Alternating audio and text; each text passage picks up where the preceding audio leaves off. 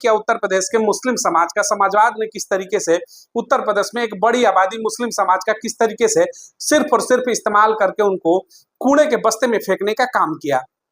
आज की जो चर्चा है उसमें प्रमुख बिंदु रहेंगे हमारे माननीय आजम खान। जी हाँ, आजम खान का आप लोगों ने भी नाम सुना होगा।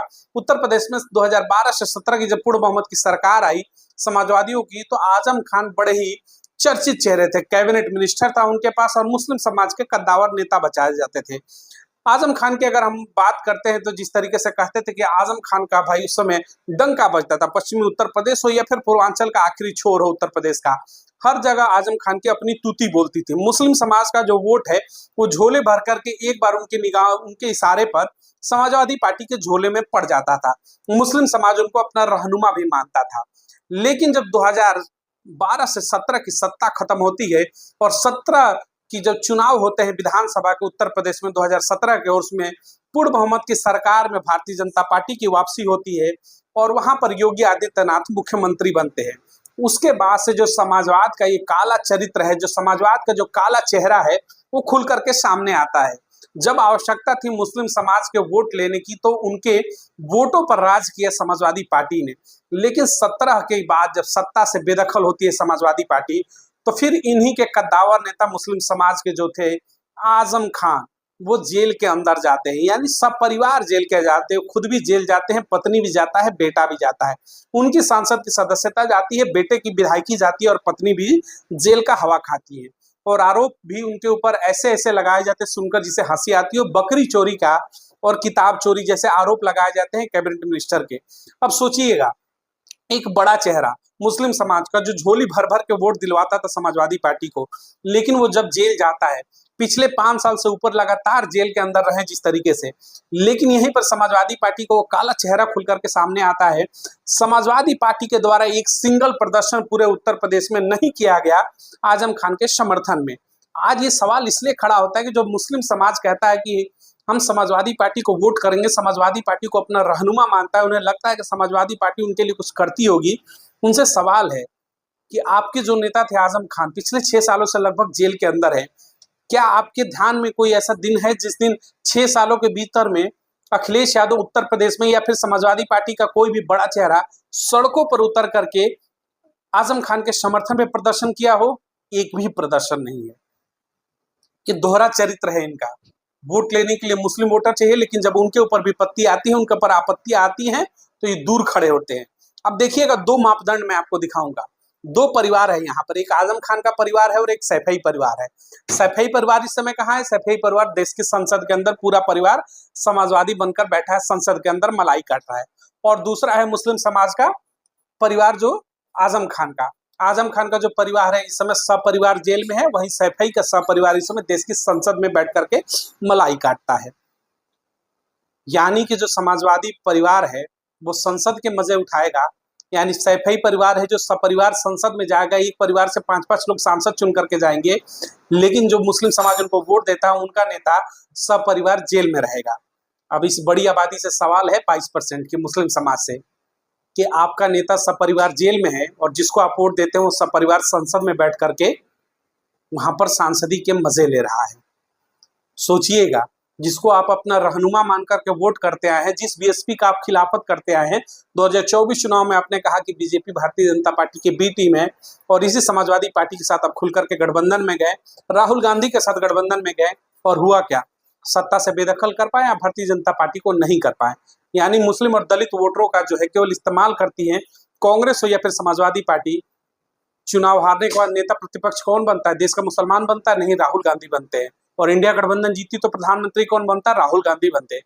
यानी ले दे करके देश की सत्ता शासन राहुल गांधी के हाथों में ही आनी चाहिए, या फिर उससे हटेंगे तो भारतीय जनता पार्टी के हाथों में आनी चाहिए। आपके हिस्से में क्या जाता है? 18वीं लोकसभा में देश के मुसलमानों का प्रतिनिधित्व 0 है मंत्रालय के अंदर। नेता विपक्ष में भी आपको कुर्सियां नहीं मिली। अब आजम खान जैसे बड़े चेहरे को लेकर के समाजवादी पार्टी के द्वारा एक सिंगल प्रदर्शन उत्तर प्रदेश में पिछले 6 साल में सड़कों पर उनके समर्थन में नहीं किया गया, और दलितों की और मुसलमानों के हितैषी बनते हैं, उस मुस्लिम समाज से सवाल होगा।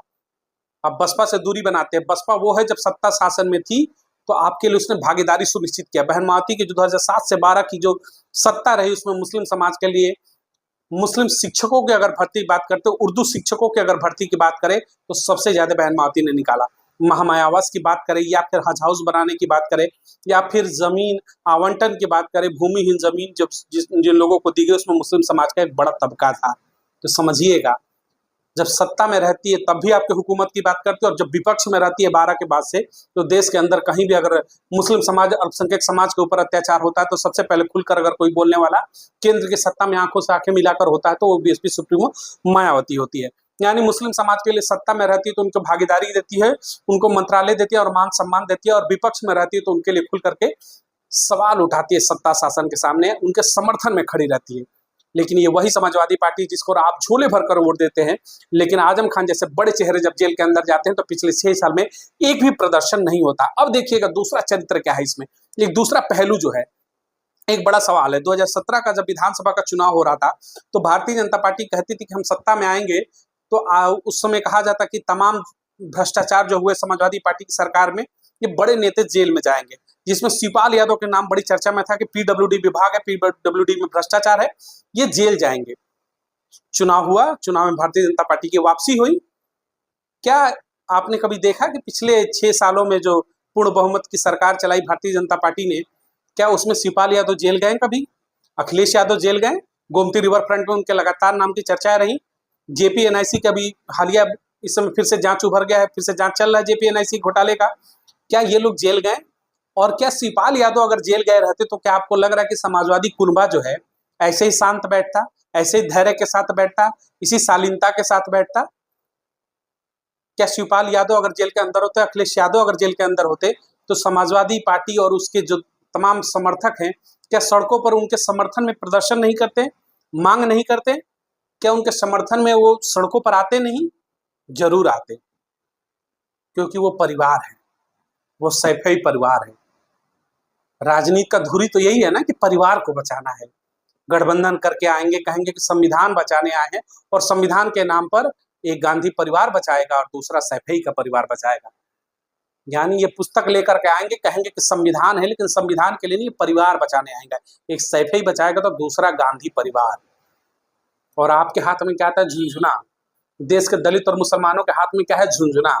75 वर्ष देश की आजादी हो गई, 18वीं लोकसभा है, मुस्लिम समाज को प्रतिनिधित्व तो 0 है। कैबिनेट में आपकी जगह नहीं है, विपक्ष में आपकी जगह नहीं है, सोचिए आप कहाँ हैं। उत्तर प्रदेश में आपका सबसे बड़ा नेता इस समय जेल में है, सब परिवार जेल में है, पत्नी और पुत्र सारे जेल काट चुके हैं। इस समाजवादी पार्टी जो कहती है आपका रहनुमा है, रहनुमाओं से सवाल पूछिएगा, अखिलेश यादव से सवाल पूछिएगा, क्या उत्तर प्रदेश में आपने एक भी प्रदर्शन किया उनके समर्थन में? यानी कि जब दिन अच्छे थे तो वोट लेते थे आजम खान को दिखा करके, और आज आजम खान जब जेल में है तो उनके समर्थन में एक जुबान से चू तक नहीं निकलती है। यही है असली समाजवाद।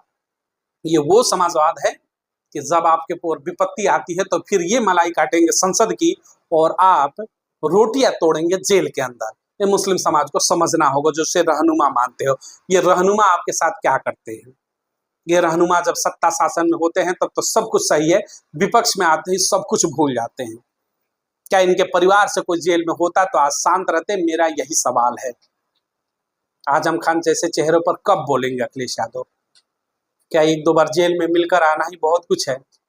सड़कों का प्रदर्शन भूल गई क्या समाजवाद? आप तो कहते हैं कि बड़ा प्रदर्शन करते हैं अखिलेश यादव जी, क्यों नहीं प्रदर्शन हो रहा है आजम खान के लिए? नहीं करेंगे आप लोग। ये तो वो चेहरे हैं ना जो मुसलमानों को मुसलमान कहने से डरते हैं। अखिलेश यादव हो या फिर राहुल गांधी, अल्पसंख्यक कहेंगे।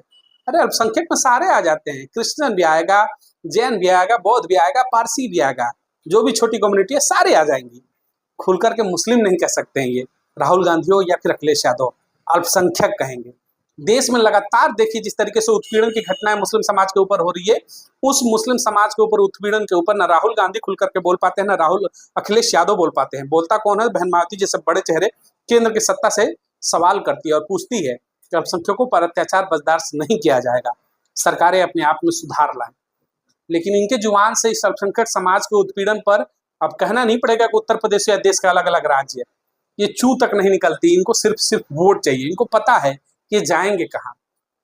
लेकिन इस मुस्लिम समाज से सवाल है कि आप क्यों ऐसा बन गए हो कि उनको ये लगता है कि आप जाओगे कहाँ, आपके पास ऑप्शन है। देश की तीसरी सबसे बड़ी पार्टी बीएसपी, बीएसपी के साथ खुलकर के आइए, केंद्र की सत्ता में शासन लाइए, उत्तर प्रदेश की सत्ता में शासन लाइए और भागीदार बनिए, और भागीदार बन करके अपने किस्मत का फैसला करिए, अपनी कहानी खुद लिखिए। कब तक इस अल्पसंख्यक समाज, मुस्लिम समाज की जो कहानी है अखिलेश यादव लिखेंगे, राहुल गांधी लिखेंगे, समाज से बड़ा सवाल है। और रहा दलित समाज का सवाल, आप अपने ही घराने को छोड़ करके दूसरे के घराने में बैठ के जिस अंबेडकर के जिंदाबाद के नारे लगाते हैं, अंबेडकर को आप मानते हैं, उन्होंने कहा था ये जलता हुआ घर है कांग्रेस, इस जलते हुए घर के 25 पैसे का सांसद बनने से बढ़िया है कि मैं ना बनूं।